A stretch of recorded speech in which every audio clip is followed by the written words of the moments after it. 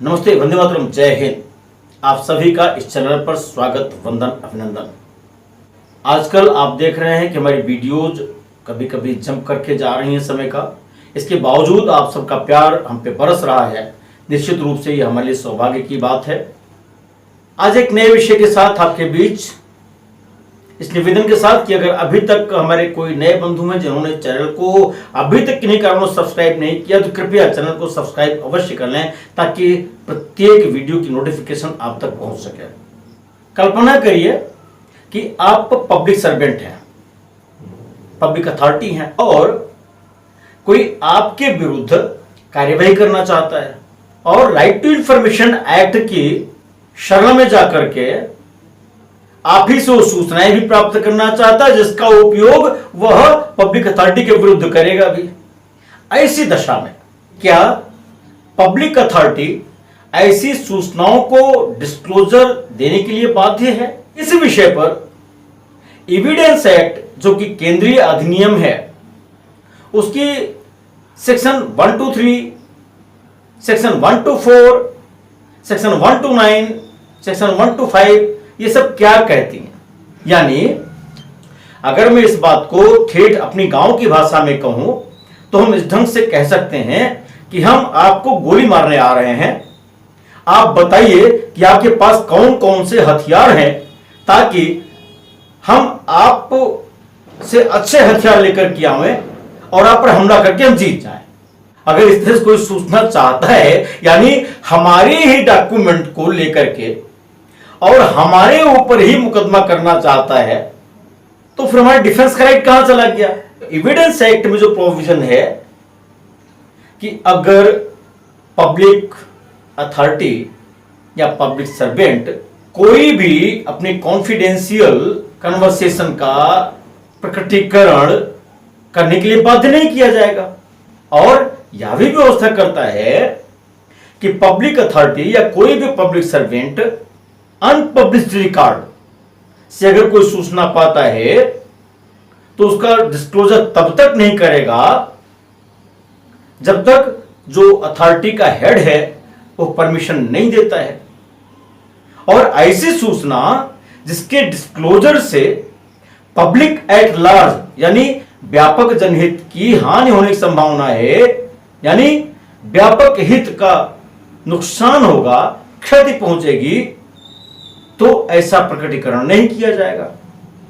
इसी के करेस्पॉन्डिंग अगर हम आरटीआई एक्ट की सेक्शन 81 की बात करें, जो जे हैं, एच हैं, डी हैं, ई हैं, तो ये भी यही कहती हैं कि सूचनाओं का प्रकटीकरण अगर व्यक्तिगत है, तृतीय पक्ष से संबंधित है या खतरा पैदा होगा या प्रोसिक्यूशन करने के लिए जो सोर्स मिला हुआ है अपराधी के विरुद्ध, उसका डिस्क्लोजर करते हैं, प्रोसिक्यूशन फेल होगा या इन्वेस्टिगेशन अफेक्ट हो सकता है, तो इन सारी सूचनाओं को तभी प्रकटीकृत किया जा सकता है यदि व्यापक जनहित हो। तो मैं एक उदाहरण देता हूं। मान लीजिए कोई मुकदमा पेंडिंग है, ये वादी और प्रतिवादी तय करेंगे उन्हें कौन सा साक्ष्य देना है, कौन सा साक्ष्य नहीं देना है।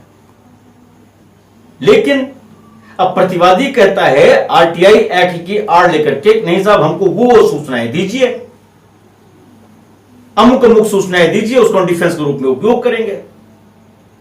अब यहां पर बात आती है कि वाद लंबित है, जुडिशियल भी हो सकता है, क्वासी जुडिशियल भी हो सकता है, जो मुकदमे की प्रकृति है।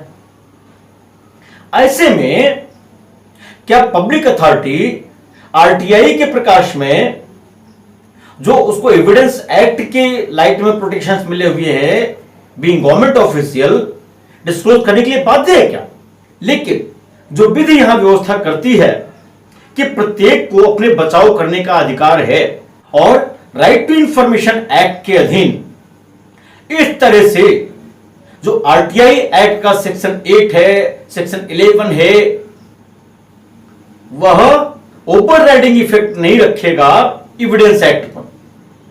जब वादी और प्रतिवादी दोनों मुकदमे में है और जो भी सूचना मांगी जा रही है वह जुडिशियल क्वेसी जुडिशियल प्रोसीडिंग से रिलेटेड इंफॉर्मेशन है, तो पब्लिक अथॉरिटी ऐसी इंफॉर्मेशन को देने से मना कर सकता है। ऐसा ही निर्णय मिलाप चोरारिया के केस में आया है। हमें लगता है कि हमारे वे बंधु जो सूचना मांगते हैं और वे बंधु जो सूचना प्रदान करते हैं, दोनों के लिए यह सिद्धांत एप्लीकेबल है। लेकिन अब यहां एक बात आती है कि अगर उसी व्यक्ति ने जो सूचना पब्लिक अथॉरिटी से मांगी थी, पब्लिक अथॉरिटी ने वो सूचना देने से इसलिए मना कर दिया कि यह कोई जुडिशियल प्रोसीडिंग का सब्जेक्ट है, उससे रिलेटेड सब डॉक्यूमेंट्स हैं, तो वहां पर क्या ऑप्शन बचता है उस इंफॉर्मेशन सीकर के पास? इंफॉर्मेशन सीकर को चाहिए कि वह जहां पर मामला लंबित है, जिस भी न्यायालय में ट्रिब्यूनल में लंबित है, वहां पर एक आवेदन करे और ये कहे कि अमुक अमुक दस्तावेज या अभिलेख जिनको आरटीआई के माध्यम से हम नहीं मांग सकते या मांगेंगे तो इनको प्रिविलेजेस हैं, उसको ये प्रदान नहीं करेंगे, तो माननीय न्यायालय आदेश पारित करे कि वे सभी दस्तावेज न्यायालय के सम्मुख प्रस्तुत किए जाएं। और तब माननीय न्यायालय यदि उचित समझेगा तो ऐसे दस्तावेजों को, चूंकि न्यायालय को साक्ष्य के रूप में समन करने की शक्ति अंतर्निहित तो होती है और यह शक्ति प्रत्येक ट्रिब्यूनल में भी निहित होती है, यदि वो उचित समझेंगे, मामले से रिलेटेड समझेंगे, तो उस दस्तावेज को भी मंगवाकर देख सकते हैं। माननीय न्यायालय स्वयं देख करके, पेरुजल करके उसके अनुसार वह प्रतिपादन करेंगे। एक बात यहां स्पष्ट हो गई है कि ऐसे बंधु जो इस तरह की सूचनाओं को चाहते हैं और पब्लिक अथॉरिटी ऐसा करने से उनको मना करती है, तो जो हमने विकल्प बताया अभी, इस विकल्प का उपयोग करके आवेदन के माध्यम से न्याय प्राप्त कर सकते हैं। आज की बात यहीं तक। अगर आपको बात अच्छी लगी हो तो निवेदन करूंगा, निश्चित रूप से आप इस वीडियो को लाइक कमेंट के साथ शेयर करेंगे। और हां, अगर अभी तक चैनल को सब्सक्राइब नहीं किया है तो नोटिफिकेशन के साथ सब्सक्राइब तो करेंगे ही, ऐसा मेरा निवेदन है। बहुत बहुत धन्यवाद। वंदे मातरम। जय हिंद।